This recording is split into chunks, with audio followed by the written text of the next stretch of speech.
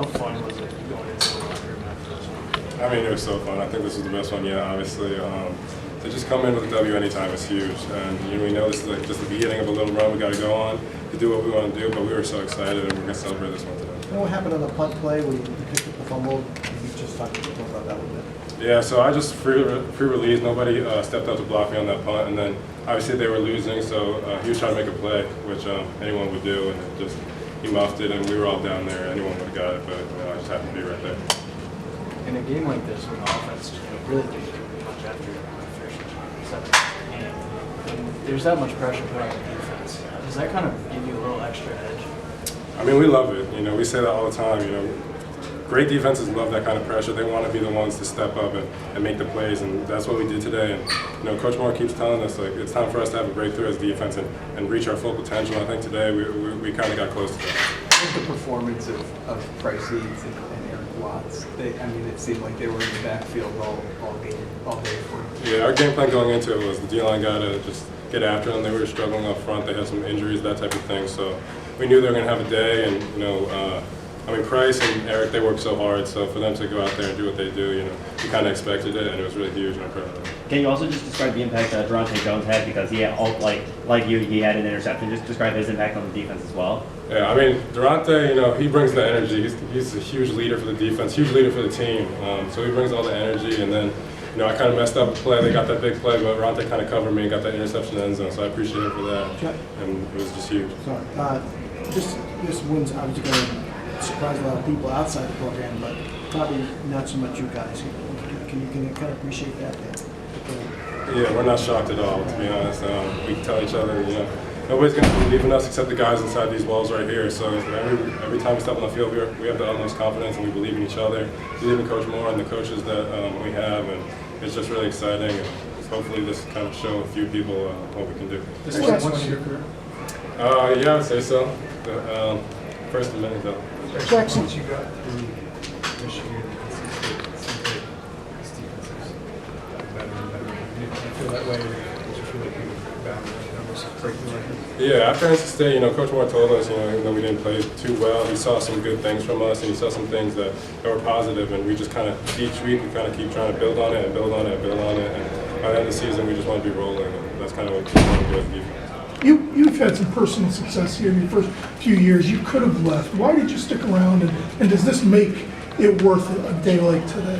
Anytime you kind of go through ups and downs and grind it out and finally reach that success, it makes it feel that much sweeter. So it's really exciting. And to do it in Connecticut, where I'm from, is huge. And the guys in that locker room, I couldn't leave. Those are my guys for the rest of my life. So I love them and I appreciate them. And there was really no thought about me ever abandoning them or leaving them. Especially with Coach Moore coming in, he's such a great coach. Jackson, Coach said that what you did in the fourth quarter, used his word, is the way a guy leaves a legacy. Are you proud of the legacy that you're starting to leave here? Yeah, but I think this is just a start, really. It was a good game, I think. I think there's things to improve on, but I think this is just a start for me and for this entire defense, entire team. I think we kind of said this win is kind of going to get us rolling and start a new chapter in UConn football, I think. Did it feel any more significant in a team that's kind of a geographical rival? Yeah, personally, they kind of recruited me a little bit that I wasn't good enough for their standards, I guess. So it feels good to play them and kind of get this win. Even for being a Power 5 team for you guys. Yeah, Power 5 team and a team that we've never beat before, so it was definitely huge for this program. Where's the progress in this defense come from? You guys, it wasn't so long ago, people would say you were a laughing stock in the country. How has it turned around so quickly? I think it starts with Coach Moore. He's a genius when it comes to football, and he's taught us so much. Just as the season's gone on, I can see how much people have learned the game of football and how much they've improved with our technique and our schemes and that type of thing. But I think just everyone's hard work and everyone's dedication. There's not a guy in that locker room that's not all in, that's not all bought in. So when you have guys like that, it's easy to find success. When you're facing a guy with the talent of like a Zay Flowers, how do you approach trying to limit him as much as you can, keep him from really taking over the game? You got to know he's going to make some plays. That's just good players make plays, so you just got to be able to figure it out. And Coach Moore put a great game plan together for him, and and we knew what they were likely to do, and we knew they were going to go to him. Obviously, he had like 3 times the amount of targets than any other person on the team, so we knew they were going to go to him. But everybody just locking in and focusing and doing their job, and we knew we could make plays. Roy doesn't send you a whole lot, so a couple of times a game. So when you do get sent, when you get to pin your wrist back, you really want to make it count. Is that the mindset? Yeah, definitely. My mindset is when I look at the sideline and I see it's the blitz, I got to get there. It's got to be me. So anytime I go, that's kind of my mindset. I try to get there and try to make the most of my opportunity. So those packages, I don't know if they run into that, but it's a couple times when you and Chris both get after it. It kind of looks like you're going through the same gap. Is that the plan, or is it just kind of open up for you sometimes like that? Or? No, that's kind of plan, kind of scheme. Try to get 2 guys on one blocker, and just got to choose one. So. Jackson, do you remember the first conversation that you had with Coach Moore when he came in last year? I guess he probably went to the Clemson game, was the game he came to.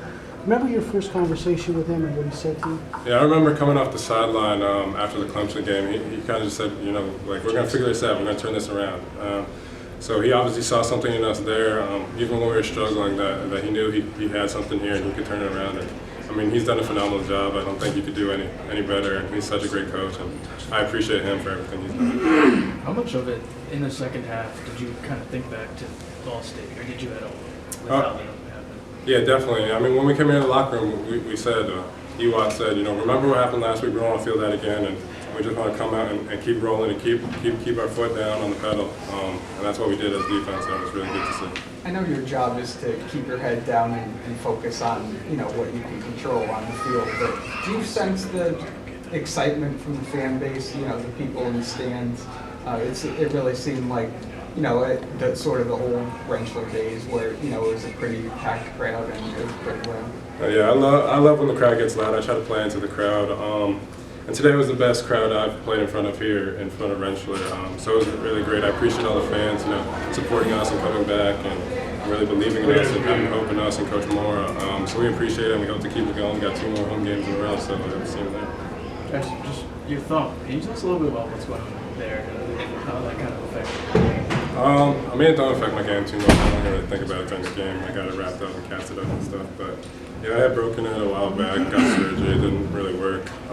So it's kind of just aching, a little still broken. Yeah, it's still a little broken a little bit, so just tough it out. It's not that big a deal.